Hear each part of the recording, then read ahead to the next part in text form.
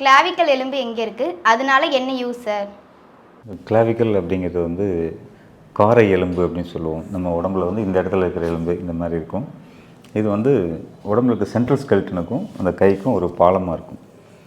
Actually நம்மளுடைய பாடி weight கையில் இருக்கிற எடுக்கிற வெயிட் அல்லது கையோட வெயிட்டு, கை ஊன்ற வெயிட்டு எல்லாமே வந்து இந்த எலும்பு மூலமாக தான் நம்மளுடைய சென்ட்ரல் ஸ்கெல்டனுக்கு வந்து நடுப்புற உடம்புக்கு வந்து டிரான்ஸ்மிட் ஆகுது. அந்த எலும்பு இல்லாமல் இருந்தால் அந்த டிரான்ஸ்மிஷன் இருக்காது.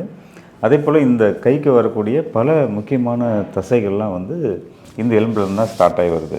ஸோ அந்த தசைகளுக்கான ஆரம்ப கட்டமே வந்து இந்த எலும்பு தான் இருக்குது. ஸோ அதனால் எலும்பு ஒரு ஸ்டெபிலிட்டி கொடுக்குது, ஸ்ட்ரென்த்தை கொடுக்குது, இந்த 2 கைகளையும் நடு உடம்போடு சேர்த்து இணைச்சி வைக்குது. ஸோ அதனால தான் கிளாவிக்கல் வந்து ஒரு உடம்புல முக்கியமான ஒரு எலும்பு அப்படின்னு சொல்கிறோம். கிளாவிக்கல் எலும்பு ஏன் உடையுதுங்க சார்? ஸோ இந்த கிளாவிக்கல் வந்து ஏன் உடையுது அப்படின்னா, யூஸ்வலி ஒரு ஃபோர்ஸ் வேணும் அதை உடையிறதுக்கு. மேலேருந்து உழுகுறோம் அல்லது வண்டி ஏதாவது ஓட்டிகிட்டு போகும்போது உழுகுறோம் அப்படிங்கும்போது கையை ஊனி விழுகும்போது உடம்போட வெயிட்டு ப்ளஸ் கையோட வெயிட் இந்த பக்கம் உழுகிற ஃபோர்ஸும் இந்த உடம்போட வெயிட்டும் சேர்ந்து இந்த எலும்பை வந்து ஒரு பெண்டு பண்ணி ஒரு பெண்டிங் ஃபோர்ஸ் ரொம்ப அதிகமாகும் போது அந்த எலும்பு வந்து 2ஆக உடஞ்சிருது. பல சமயங்களில் எலும்பு வந்து உடஞ்சி நகராமல் ஒரு சின்ன விரிசலோடு இருக்கிறத பார்ப்போம். சில சமயம் இந்த எக்ஸ்ரேல இருக்கிற மாதிரி எலும்பு உடஞ்சி மேலேயும் கீழையும் நகர்ந்துருக்கும். சம்டைம்ஸ் ஃபோர்ஸ் அதிகமாக இருக்கும்போது அந்த எலும்பு வந்து 2-3 பீஸாக உடஞ்சி தனித்தனியாக இருக்கிற மாதிரி கூட நம்ம பார்க்குறோம். கிளாவிக்கல் ஃப்ராக்சருக்கு சிம்பிளான ட்ரீட்மெண்ட் என்னதுங்க சார்? கிளாவிக்கல் ஃப்ராக்சர் ரொம்ப சிம்பிளாக அன்டிஸ்பிளேஸ்டாக நகராமல் இருந்துச்சுன்னா இந்த மாதிரி ஒரு சின்ன ஒரு ஸ்லிங் மட்டும் போதும். ஜஸ்ட்டு கையை வச்சு ஆடாமசையம் வச்சுருந்தாவே அந்த எலும்பு வந்து நல்லா கூடிடும். ட்ரீட்மெண்ட் எல்லாமே வந்து ரொம்ப நெகிழ்ந்திருக்கிற, அதாவது டிஸ்பிளேஸ் ஆகிருக்கிற ஃப்ராக்சர்ஸுக்கு தான் முக்கியமாக நம்ம இன்டர்வென்ஷன் பண்ண வேண்டியிருக்கும். அன்டிஸ்பிளேஸ் ஃப்ராக்சர்ஸ் எல்லாமே வந்து இந்த மாதிரியான சிம்பிள் ட்ரீட்மெண்ட்டில் ஹீல் ஆகிரும். இன்னொரு வகையான ட்ரீட்மெண்ட் இருக்குது. அதுனா மினிமலி டிஸ்பிளேஸ்டு, கொஞ்சம் நகர்ந்துருக்கு அந்த மாதிரி ஃப்ராக்சர்ஸ் என்ன பண்ணோம்னா அதுக்குன்னு ஒரு பிரேஸ் இருக்குது, ஒரு பெல்ட் மாதிரி ஒன்று இருக்குது. அந்த பெல்ட் போட்டு இறுக்கி இழுத்து கட்டினோம்னா அந்த எலும்பு ஓரளவுக்கு கொஞ்சம் பொசிஷன் வந்துடும். அது இது இன்னும் இன்னொரு சிம்பிளான ட்ரீட்மெண்ட். கிளாவிக்கல் பிரேஸ் அப்படின்னா என்னங்க சார்? கிளாவிக்கல் பிரேஸ் அப்படின்னு சொல்கிறது, இந்த பிரேஸ் போட்டு முன்னாடியும் பின்னாடியும் சேர்த்து இழுத்து கட்டிட்டோம்னா நெஞ்சு நிமித்தி நிற்கிற மாதிரி கட்டும்பொழுது அந்த எலும்பு வந்து விரிவடைஞ்சு அந்த கொஞ்சம் நேர்ந்துருச்சுனா கூட கரெக்டான பொசிஷன் வந்து உட்காந்துக்கும். அதை அப்படியே மெயின்டைன் பண்ணோம்னா ஒரு 4 to 6 weeks மெயின்டைன் பண்ணால் அந்த எலும்பு கூடிடும். இதெல்லாம் இந்த மாதிரி ஒரு ஸ்லிங் போடுறதும் இந்த மாதிரி ஒரு பிரேஸ் போடுறதுலாம் வந்து ரொம்ப சிம்பிளான கன்சர்வேட்டிவ் மேனேஜ்மெண்ட். சார் கிளாவிக்கல் உடஞ்சா எப்போ ஆப்ரேஷன் பண்ணுங்க சார்? சப்போஸ் இந்த மாதிரி எலும்பு வந்து உடஞ்சி ரொம்ப நெகிழ்ந்துருச்சு, அந்த பக்கத்தில் இருக்கிற பீஸ் வந்து ஃப்ராக்மெண்ட் ரொம்ப சின்ன ஃப்ராக்மெண்ட்டாக இருக்குது அப்படின்னா அதை வந்து நம்ம கட்டி சரி பண்ணுறது கஷ்டம். ஸோ இந்த மாதிரியான சூழ்நிலைகள் வந்து நம்ம ஆப்ரேட் பண்ணி அந்த எலும்பை கரெக்டான பொசிஷனில் ஃபிக்ஸ் பண்ண வேண்டியது அவசியம். ஸோ அதனால் ரொம்ப டிஸ்பிளேஸ்டான கிளாவிக்கல் ஃப்ராக்சர்ஸுக்கும் ரொம்ப கம்யூனிட்டான கிளாவிக்கல் ஃப்ராக்சர்ஸுக்கும் இந்த மாதிரி ஒரு சைடாக ஓரமாக இருக்கிற எக்ஸ்பெஷலி இந்த லேட்டரல் எண்ட் ஆஃப் கிளாவிக்கல்னு சொல்லுவோம், தோள்பட்டை பக்கத்தில் சின்ன ஃப்ராக்மெண்ட்டாக இருந்தாலும் அதை நம்ம வந்து ஆப்ரேட் பண்ணி ஃபிக்ஸ் பண்ணணும். ஆப்ரேட் பண்ணி ஃபிக்ஸ் பண்ணுறதுங்கிறது வந்து ஓப்பன் பண்ணி அந்த எலும்பை கரெக்டாக பொருத்தி அதுக்குன்னு ஒரு பிளேட் வருது, கிளாவிக்கல் பிளேட்ஸ் அப்படின்னு சொல்லி வருது. அந்த பிளேட்ஸ் வச்சு அதை நம்ம ஃபிக்ஸ் பண்ணணும். சார் கிளாவிக்கலுக்கு எப்படி பிளேட் வச்சு பொருத்துவீங்க சார்? இதுதான் அந்த கிளாவிக்கலுக்கு நம்ம பொருத்தக்கூடிய பிளேட்டு. அந்த எலும்பு 2-3 பீஸாக உடஞ்சிருந்தாலும் அல்லது ரொம்ப டிஸ்பிளேஸ் இருந்தாலும் ஆப்ரேட் பண்ணி இந்த மாதிரி பிளேட் போட்டு அந்த எலும்பை நகராமல் நம்ம ஃபிக்ஸ் பண்ணிட்டோம்னா அந்த எலும்போட பொசிஷன் வந்து பர்ஃபெக்டாக மெயின்டைன் ஆகும். ஸோ எலும்பு பொசிஷன் பர்ஃபெக்டாக இருக்கும்போது நேச்சுரலி அந்த எலும்பு கூடுறதும் பர்ஃபெக்டாக கூடும். நாளைக்கு இந்த கையில் வந்து பழையபடி வேலைகள் பண்ண முடியும். அந்த மசில் பவர் இன்டாக்டாக இருக்கும். அந்த லோ டிரான்ஸ்மிஷன் வந்து பர்ஃபெக்டாக கையிலேருந்து உடம்புக்கு டிரான்ஸ்மிட் ஆகும். நாளைக்கு எல்லா வேலைகளும் பண்ணுறது, வெஹிக்கிள் ஓட்டுறது, கனமான பொருட்கள் தூக்குறது எல்லாமே ஈஸியாக இருக்கும். ஸோ இது வந்து இப்போ லேட்டஸ்ட்டான treatment for clavicle fractures plating. அதிலே வந்து லாக்கிங் பிளேட் இருக்குது, சிம்பிளான நான் லாக்கிங் பிளேட் இருக்குது. ஸோ பல வெரைட்டிஸ் இருக்குது. எந்த ஃப்ராக்சர் எந்த கான்ஃபிகரேஷன் ஆகுதோ அதுக்கு தகுந்தபடி இப்போ அது இம்ப்ளான்ட்ஸ் எல்லாமே டிசைனிங் இம்ப்ரூவ் ஆயிடுச்சு. ஸோ அதனால் இது வந்து கன்சர்வேட்டிவ் பண்ண முடியாத பேஷண்ட்களுக்கு இந்த மாதிரி ட்ரீட்மெண்ட் பண்ணலாம். ரிசல்ட்ஸ் வந்து நல்லாவே இருக்கும். உடஞ்ச கிளாவிக்கல் எலும்பு கூறுறதுக்கு எவ்வளோ நாள் ஆகும் சார்? பெருவாரியான மக்களுக்கு இந்த கிளாவிக்கல் ஃப்ராக்சர்ஸ் பற்றி இருக்கிற சில பேசிக்கான சந்தேகங்களை தீர்ப்பதற்காக தான் இந்த பதிவு. யூஸ்வலி ஒரு 6 to 8 வாரங்கள் வரைக்கும் இந்த கிளாவிக்கல் ஃப்ராக்சர்ஸ் கூட்டுறதுக்கு டைம் ஆகும். சின்ன போன் அப்படிங்கிறனால 6 to 8 weeks டைம் நம்ம எதிர்பார்க்கலாம். குழந்தைகளாக இருந்துச்சுன்னா சின்ன குழந்தைகளுக்குலாம் ஒரு 3 to 4 weeksலேயே எலும்பு கூடிடும். 3 வயசு 4 வயசு குழந்தைங்களாம் விளையாடும்போது கீழே விழுந்து அடிபட்டு வராங்க, அவனுக்குலாம் ஒரு 3 வாரம் 4 வாரத்தில் எலும்பு கூடிடும். அது கொஞ்சம் ரெஸ்ட்டில் சிம்பிள் ரெஸ்ட்டில் வச்சுருந்தா போதும். யூஸ்வலி குழந்தைகளுக்கு எலும்பு கூடக்கூடிய தன்மை சக்தி அதிகம் அப்படிங்கிறனால அது ஈஸியாக கூடிடும். இன்வேரியபிளி அது கொஞ்சம் மாறி கூடினாலும் கூட கொஞ்சம் குழந்தைகள் வளர அந்த எலும்பு வந்து நார்மலாகிடும். பெரியவங்களுக்கு வந்து 6 to 8 weeks கம்ப்ளீட்டாக ரெஸ்ட் வேணும். அதுவும் அந்த டிஸ்பிளேஸ்மெண்ட்டை பொறுத்து கூடக்கூடிய டைமும் கொஞ்சம் வித்தியாசப்படலாம். கிளாவிக்கல் ஃப்ராக்சர் ஆனால் ரொம்ப வலிக்குமாங்க சார்? வலி அப்படிங்கிறது வந்து யூஸ்வலி கிளாவிக்கல் ஃப்ராக்சரில் உடையும் போது வலி இருக்கும். உடஞ்சி கொஞ்சம் 1 or 2 days ஆனதுக்கப்புறம் வலி நல்லாவே குறையும். அது வந்து நம்ம எந்த அளவுக்கு அதை அசைக்காமல் வச்சுருக்கோம் அப்படிங்கிறத பொறுத்தது. எந்த ஒரு ஃப்ராக்சர் பொறுத்த வரைக்கும் வலி வந்து எலும்புகள் அசைகிறதுனால தான் உண்டாகுது. எலும்பு அசையும், பக்கத்தில் இருக்கிற சதையில் அல்லது நரம்புகளை அல்லது மற்ற சாஃப்ட் டிஷ்யூஸை அது கொஞ்சம் குத்தும்.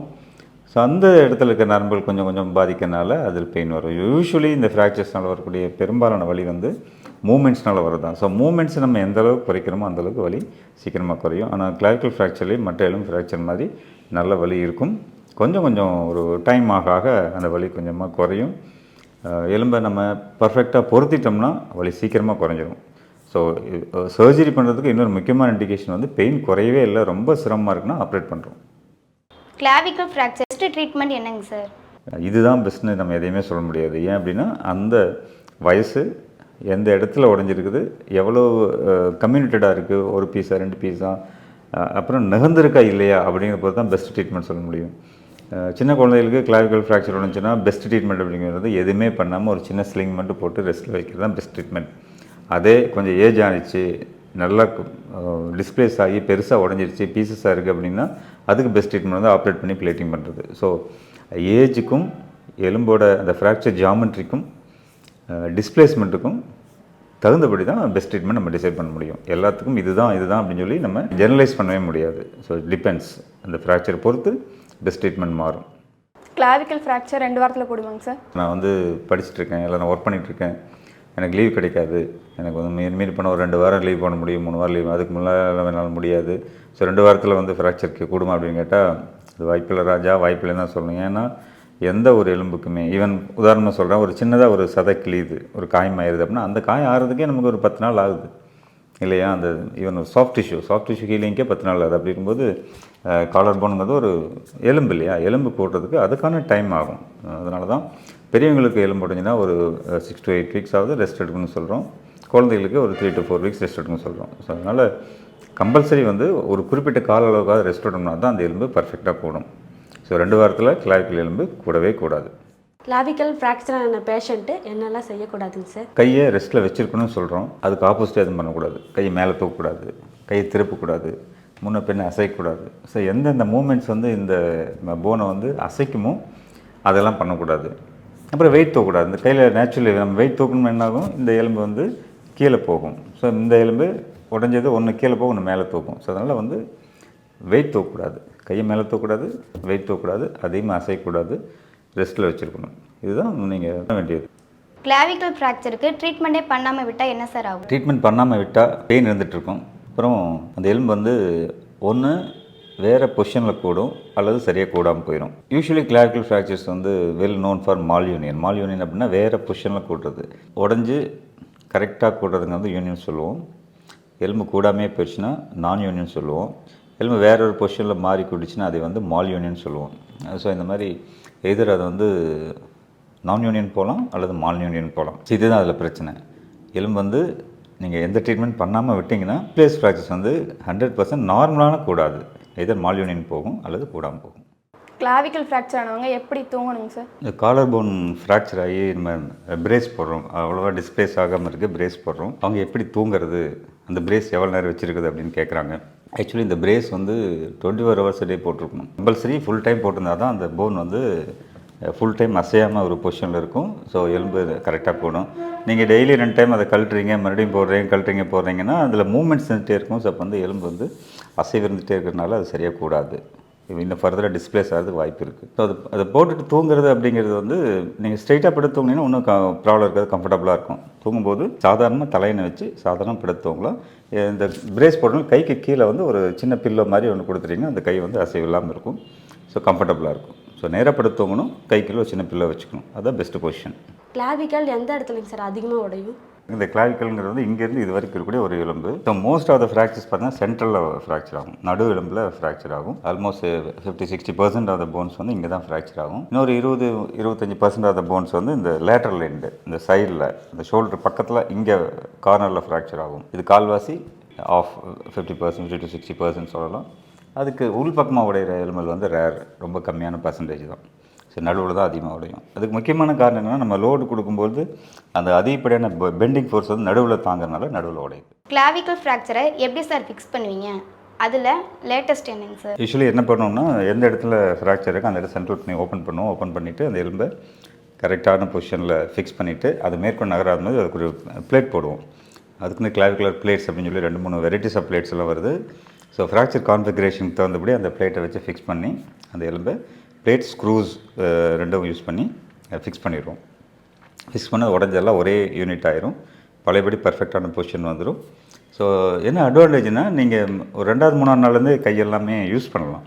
கை மடக்கலாம், நீட்டலாம், முன்னாடி பின்னாடி அசைக்கலாம், திருப்பலாம். ஸோ உங்களோட டாய்லெட் பர்பஸ்ஸு, சாப்பிட்ற பர்பஸ்க்கெலாம் யூஸ் பண்ணலாம்.